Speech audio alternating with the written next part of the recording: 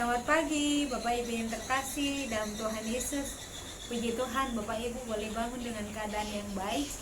Dan Bapak Ibu, mari kita sejenak mendengarkan firman Tuhan. Kita akan berdoa. Mari kita berdoa.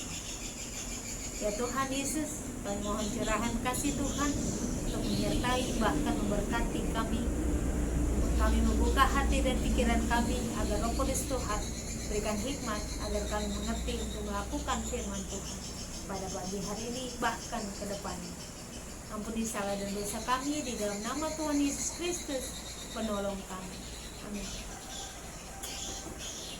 Bapak Ibu, mari kita buka Alkitab kita dari Injil Lukas pasal 23 ayat 50 sampai 54. Dan saya yakin Bapak Ibu sudah mendengar suara burung dari awal sampai saat ini, tapi saya yakin juga Bapak Ibu boleh mendengar suara saya. Yesus dikuburkan. Adalah seorang yang bernama Yusuf, ia anggota majelis besar dan seorang yang baik lagi benar. Ia tidak setuju dengan putusan dan tindakan majelis itu. Ia berasal dari Arimatea, sebuah kota Yahudi, dan ia menanti-nantikan kerajaan Allah.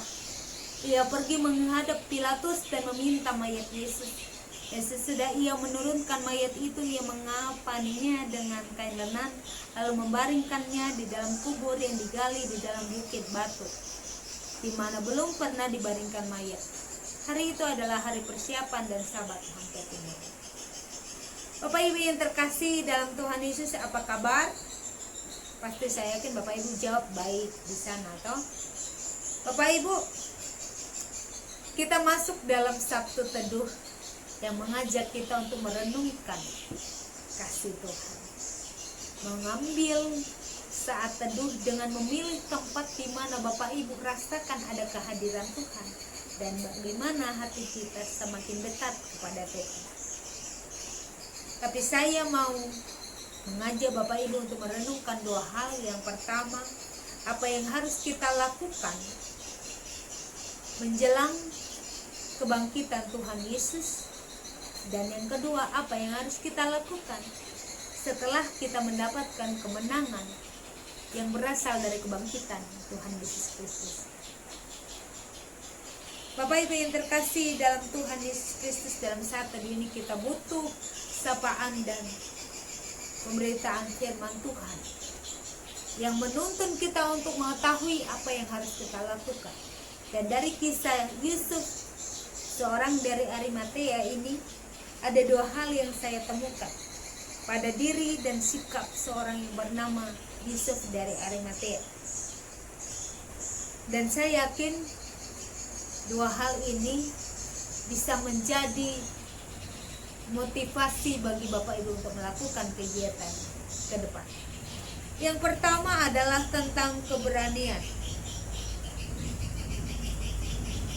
Keberanian saat ini, bahkan yang kita tahu adalah yang pertama, tiada kata terlambat untuk menjadi seorang yang berani. Pada awalnya memang dalam perikop ini Yusuf itu adalah seorang penakut. Kenapa Bapak Ibu di dalam kitab Injil Markus dan Yohanes dikatakan di situ bahwa Yusuf ini sebenarnya sudah mengikuti Yesus, bahkan melakukan pengajaran Yesus. Bahkan kita lihat tadi, ia sangat menanti-nantikan kerajaan Allah.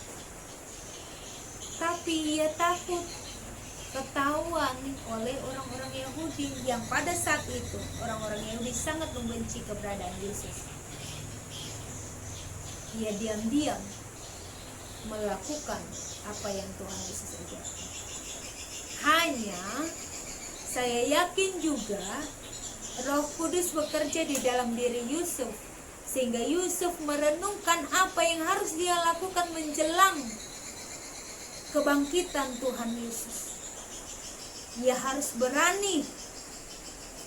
Ia memohon pada Tuhan, dan akhirnya ia berhasil mengumpulkan keberaniannya untuk mendatangi Pilatus dengan meminta mayat Yesus agar dikuburkan dalam keadaan yang baik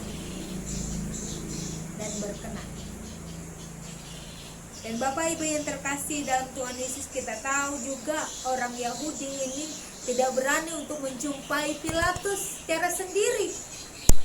Ada kuasa Roh Kudus pada Yusuf sehingga Yusuf berani menemui Pilatus. Publisitas Yusuf terjadi setelah penyaliban Yesus. Ia berhasil mengumpulkan keberaniannya. Dan kita tahu Bapak Ibu, keberanian tidak akan timbul jika tidak disertai oleh kepercayaan. Jika ia tidak melakukannya, maka tidak ada yang ia bisa berikan kepada Yesus.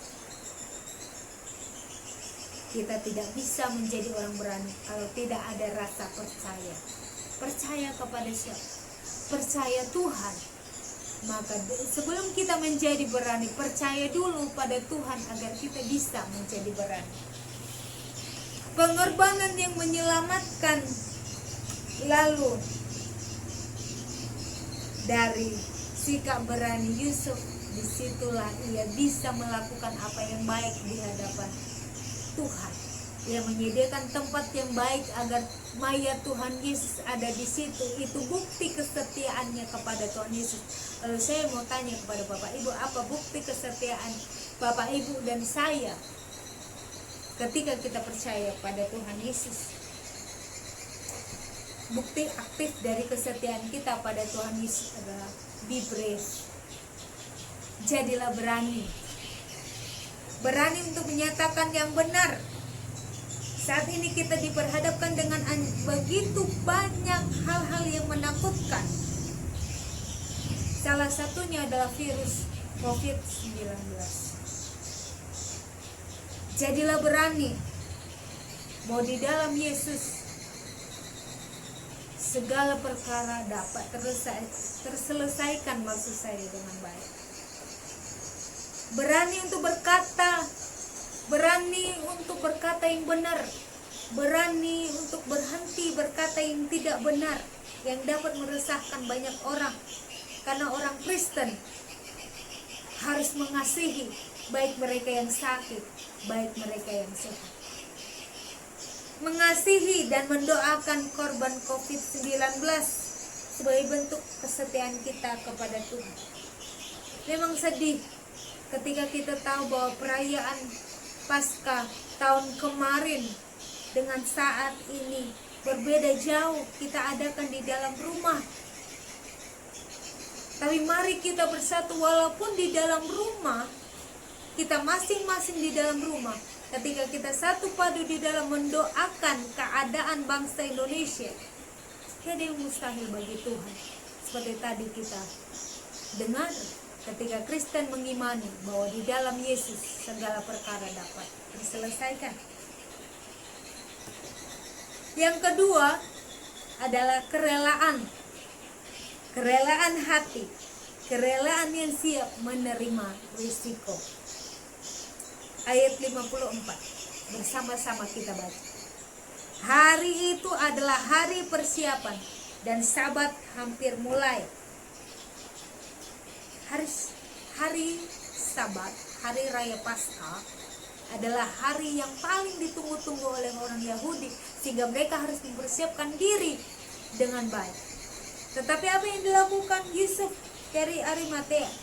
Ia menajiskan dirinya dengan memegang bahkan menyentuh mayat Tuhan Yesus. Tapi ia percaya dalam hati itu tidak najis. Ia melakukan apa yang baik karena ia tahu Tuhan Yesus adalah juru selamat.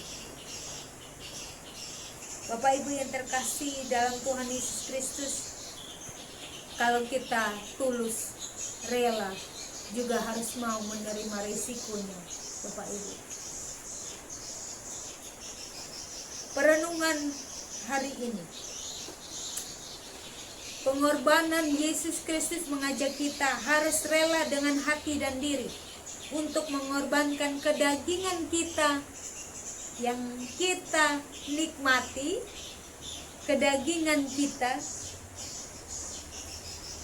untuk mewartakan keselamatan Yesus Kristus bagi semua orang, terkhusus bagi mereka yang saat ini menderita sakit akibat virus COVID-19. Jangan menindas mereka dengan perkataan-perkataan yang menyakitkan. Jangan menindas mereka dengan menjauhi mereka. Tapi bagaimana kita membuktikan kesetiaan kita pada Tuhan? Kasihi mereka dengan mendoakan agar kedepannya Paskah boleh terlaksana dengan baik, karena Tuhan Yesus memberkati bangsa Indonesia. Itu dampak yang kita mau wujudkan ketika kita benar-benar merasakan kebangkitan Tuhan Yesus ada di dalam hati kita. Hal yang kedua yang tadi saya katakan, kerelaan siap menanggung resiko, itu sangat berkaitan dengan kinerja para medis, dokter dan tenaga kesehatan yang membiarkan dirinya menangani para korban COVID-19. Mari bersama juga kita doakan mereka agar Tuhan melimpahi mereka dengan hikmat, kekuatan, dan kesehatan, bahkan sukacita. Mereka boleh menjadi jalan keselamatan bagi para korban. Dan tugas kita cukup doakan dan diam. Selamat menghadapi Sabtu Teduh saat ini. Selamat merenungkan kembali kasih kebangkitan Tuhan Yesus Kristus. Kiranya melalui kebangkitannya kita dilimpahi dengan hikmat dan bijaksana untuk berbuat ke depannya. Harapan kita, Tuhan Yesus boleh memulihkan bangsa Indonesia.